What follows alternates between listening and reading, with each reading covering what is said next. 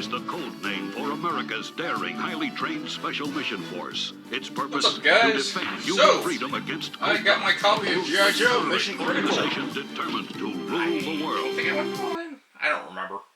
But this has been a video that I've just kind of been sitting on. But I am going to do a review at the end of this video. So, let's get to it. I have the core box, the Vehicle Pack Expansion 1, and the Heavy Firepower Expansion. So, with the core box, so this is based off the Power Ranger grid game, and it's compatible, but I've never played it. I'm more interested in G.I Joe than Power Rangers. But it's a pretty big box. Sadly, it's more air than anything else. And then the Mission Critical expansion, which really just adds 5 figures. And then the Vehicle Pack, which I think adds 8 vehicles. But let's get to it.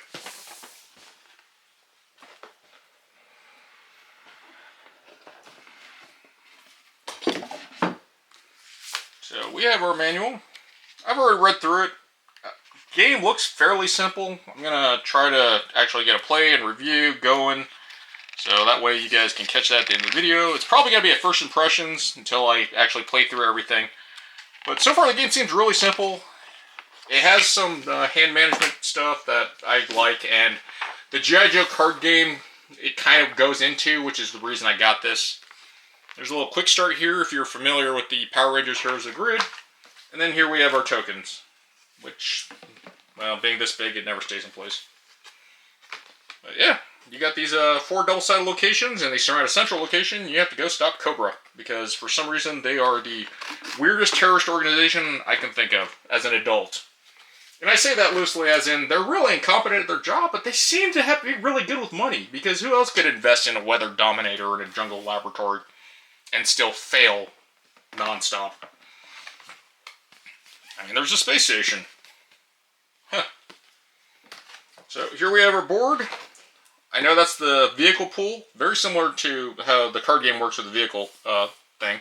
Except this time you have to spend X amount of defeated Cobra agents to actually use your vehicles. And I got the back there. Then we have this really weird threat pool. So basic Cobra troopers and whatever the red guys are go down here, but the bosses and lieutenants will go up here, and they can all be together and be a giant mess. So here we have our standard Cobra troopers and Cobra soldiers. I think the blue are soldiers. Pretty low. That is a very, very weird looking gun. But they look very similar to the toys I had back in the 80s. And the detail's pretty good, and the plastic's pretty good. Casting's not too bad. And it's by Hasbro. Then we have the Crimson Guards, which that looks like an FAL of sorts. Not too shabby. They are larger than I expected. I don't know why. I thought they were going to be smaller. And then here we have Dr. Mindbender. It would have been nice if they said it at the bottom. It's an interesting feeling plastic, very rubbery. But you can see that the villains are way bigger than their grunts. Here's Cobra Commander. And he does look actually pretty good. I don't know who this guy is.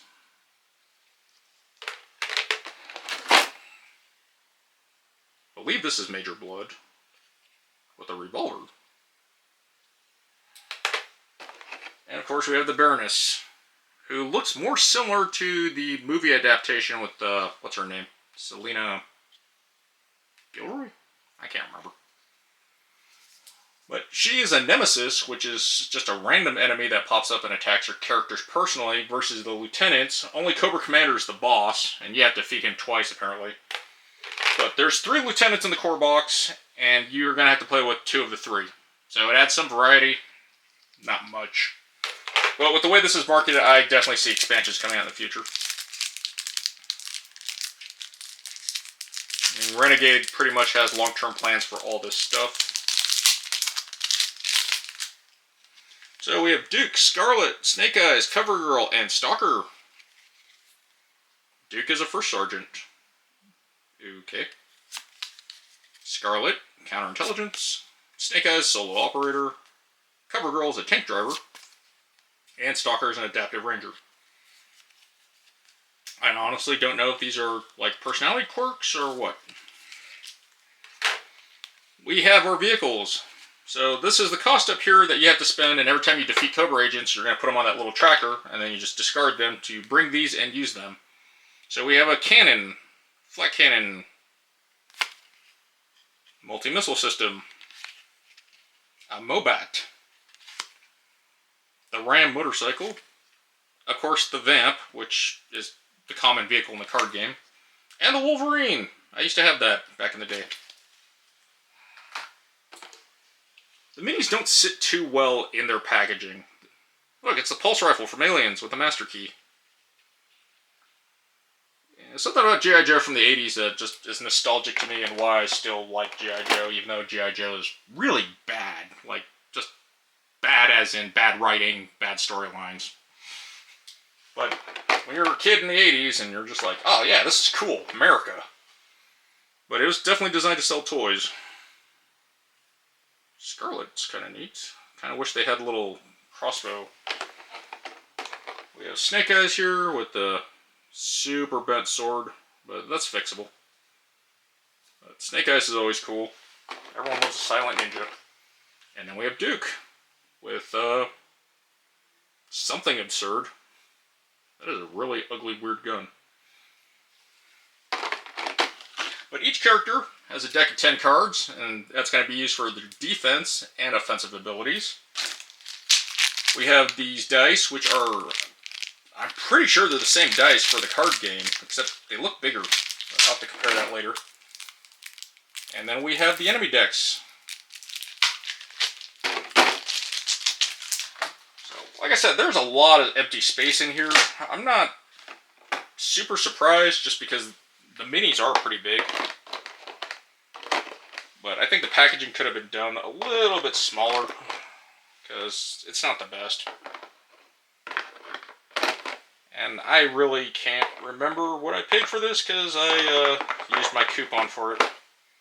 But this has been on my radar for a while. I knew I was going to get this just because I like G.I. Joe, and honestly, I believe it's T.C. Williams, the third, who did this. Let me double check the credits real quick. And I was a little bit harsh on my father's work. But the card game, I love, yeah, my bad. T.C. Petty III. I was really harsh on my father's work because I thought it was really gimmicky. It had a lot of really cool features and components. And the game is okay, but I just rated it as okay. I thought it was going to be more serious and more complex than what it was, instead of turning into just random factors of getting what you can. But I'm a big fan of the card game. And once I actually play through all the stuff, the card game, I have all the expansions for it, I will go into depth about a review for that. I am hoping Mission Critical falls in the same realm, because some of the mechanics, like the vehicles and rolling combat dice. So the vehicle pack. We have 8 new vehicles. We have the hull, the heavy laser artillery. How does a laser arc? Whatever. The pack rat. Mobile SAM site. Toss and Cross, Bridge Lair, Sky Striker, the Killer Whale, an APC, the All Striker, and the Slugger. And I'm believing that's the expansion pack symbol in the corner. Alright. So here's the Heavy Firepower expansion. Nothing here is a Kickstarter exclusive, I don't believe. I believe you can get everything off Renegade's webpage. I mean, honestly, Renegade's pretty good about exclusive stuff. And they don't do the FOMO, you just end up paying more. We have our insert sheet. 3 new heroes, 2 figures, 3 new vehicles, so 8 plus the 6, 17 new vehicles? Or 17 vehicles. 2 new deployment cards. Destro is the new boss, and we have a new lieutenant, which is whoever, Firefly? Looks like Firefly.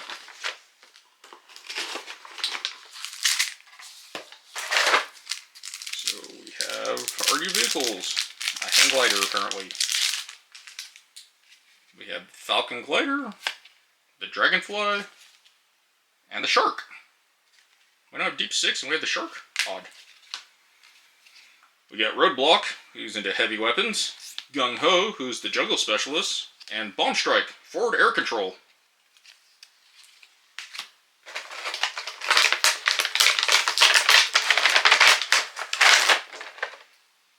So let's check out this guy who does not look like Firefly. Who is this guy?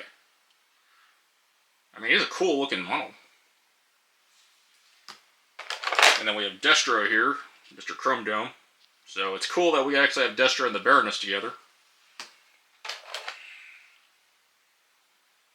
It's a weird looking MP5. Yeah, gotta love G.I Joe, no standard uniform. Is this a grenade launcher? Yeah, Gung Ho is just loaded. Looks like we got some messed up looking Tavor, some type of shotgun with a grenade launcher.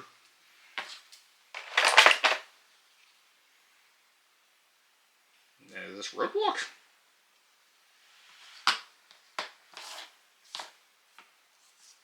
Yeah, I guess it is Roadblock. With the most absurd looking giant LMG possible. That or it's some type of plasma cannon. But the miniatures look really cool. I'm surprised their bases are so big and the miniatures just tower over the normal Cobra Troopers.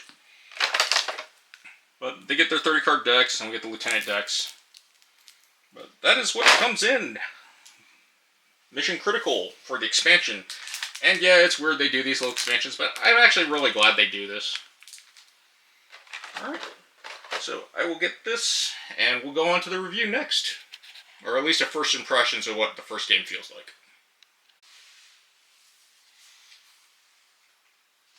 So this is pretty much the setup for the board game, and it's really neat. I kind of like how you can separate the Cobra Troopers and the Crimson Guard. And the placement of the enemies is kind of neat too, and it's random. So you have these tokens here that randomly get distributed, and that's going to determine the location.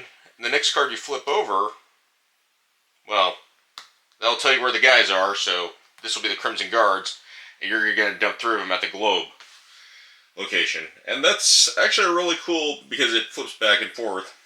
And the decks are different for the enemies. So when you go to a location with the troopers and the guards, you get to pick what number that you want, and you throw out basically how many as a stack. And they have defensive abilities and traits. Like fast, usually you get to attack them first, but with a fast card like this one, it's going to go to the front of the line and it's going to attack you first. And you have a really interesting defensive system. So when you get hit, you're basically going to flip over the top part of your deck and go by how many shields it has. And that's going to prevent X damage. If it goes over, let's say for some reason this area denial, or this just does 2 damage and drains 1 energy, well this is a 3, so it stops it, and it gets put under your deck. So there's a really weird health mechanic in this game. You can have up to 5 cards in your hand, and this is what you're going to use basically as your play. Once you use a card, it goes in your discard pile, and whatever's left is pretty much your defense and health.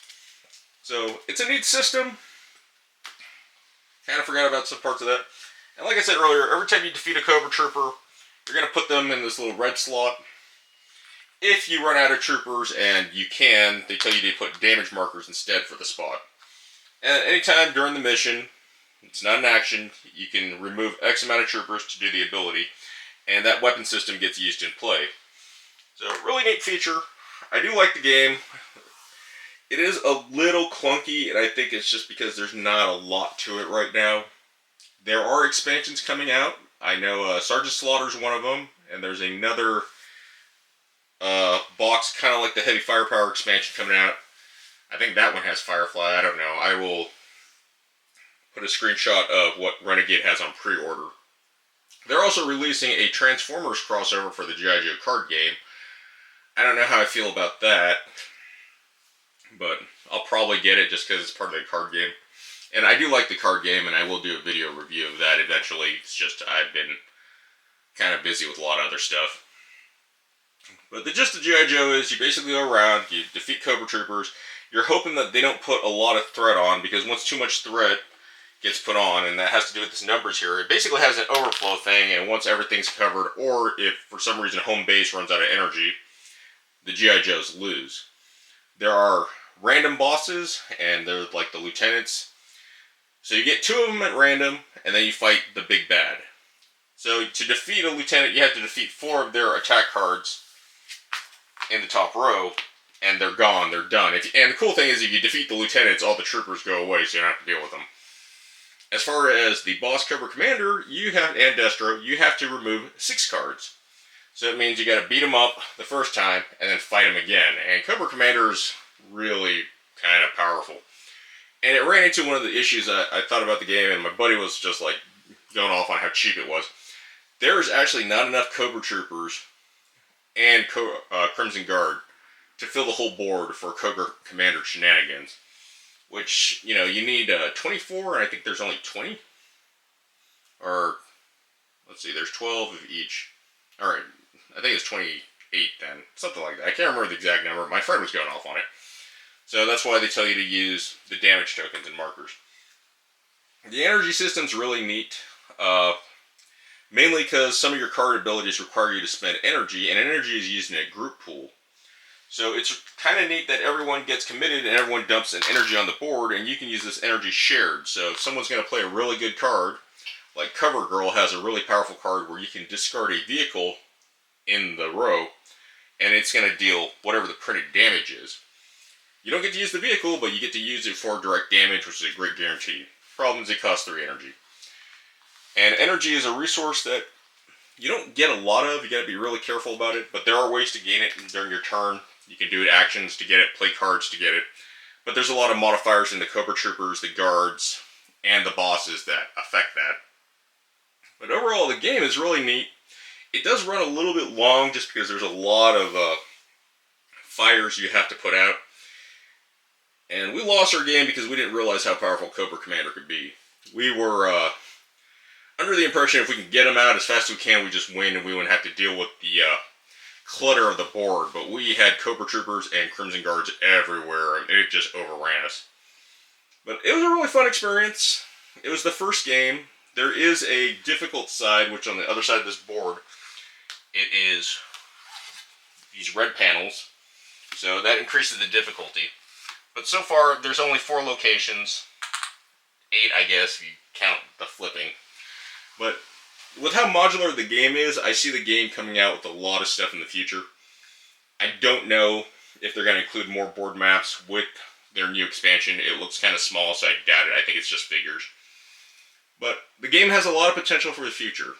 Right now, the game is pretty much average to me, and that's just because it's a first impressions for it. The mechanics, the combat system, it's all fun. It's really neat. There's a lot of strategizing and a lot of team work. And the characters all feel very different because of their specialties and how they work. One of the weird things, like I said earlier, just check out how huge the G.I. Joes are. Like, that is obviously like 6 feet right there. She's just towering over. And it's just like, let's just take steroids and crush troopers. But that detail aside, I still think the game's really good. It's just missing stuff because it kind of feels like a beta run.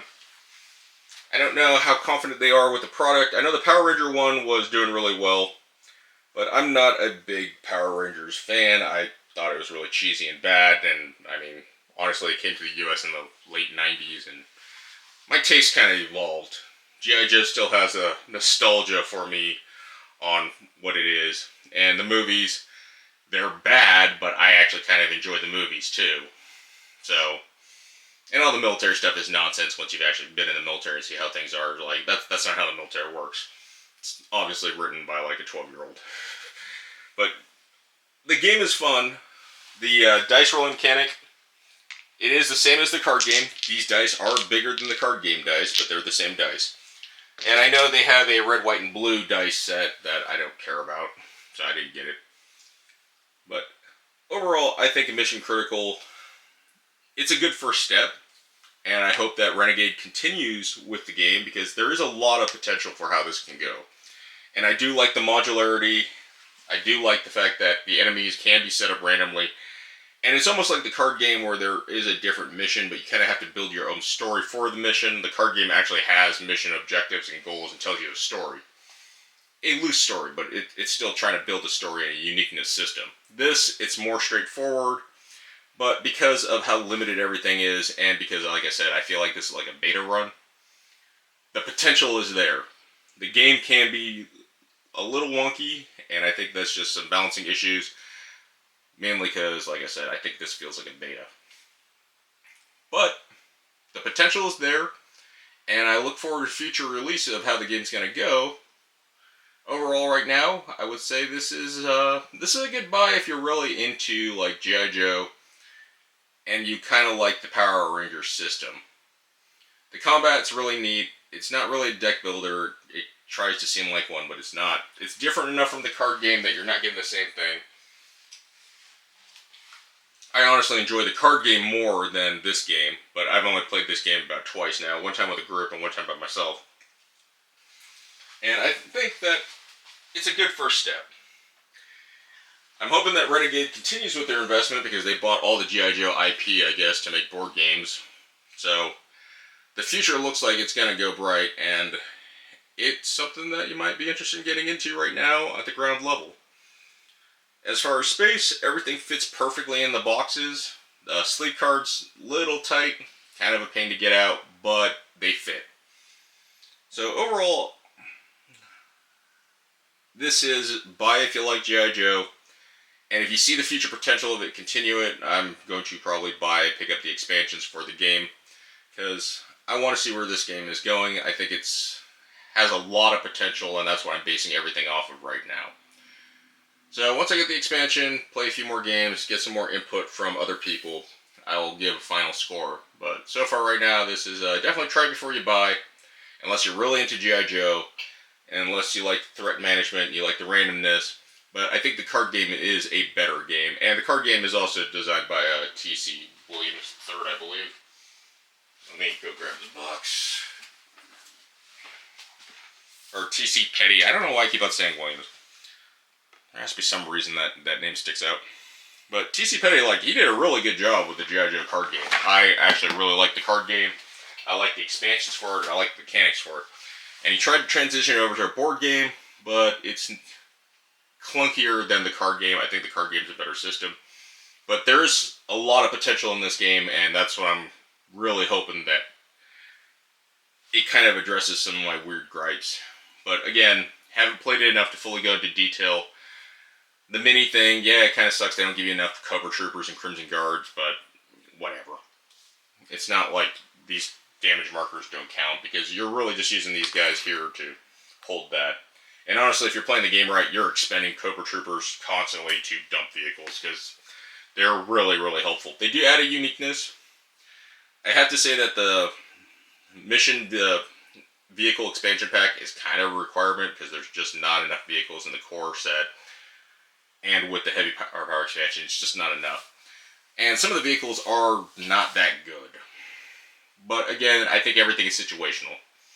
So that is my first impressions for G.I. Joe Mission Critical with the expansion. Lots of potential. And I'm hoping that, in the future releases that they're going to expand on it and we'll get a better game. But so far, like I said, it's kind of in that C area of try or buy. It's average. It's not too complex. Has some issues. But potential is there, and that's what I'm basing everything off of right now.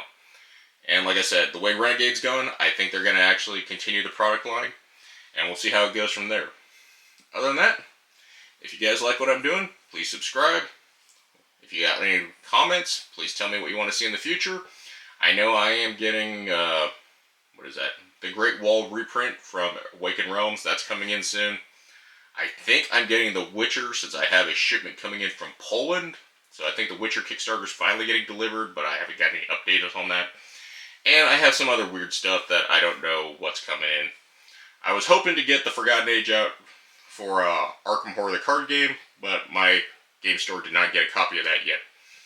I do have all the original cards before they did the new release model, but I'm kind of lazy and don't want to separate all that stuff out. And I think you guys would rather see a whole brand new setup of the system. But other than that, take care, guys. And like I said, if you like what I'm doing, please subscribe, leave comments. and tell me what you want to see in the future. I will probably have a full playthrough video of a game too, and maybe it'll be entertaining. I don't know. I watched the original playthrough and it's kind of boring. But I want to figure out how to spice up actual gameplay. So leave me any comments and tell me what you want to see in the future. Other than that, take care, guys.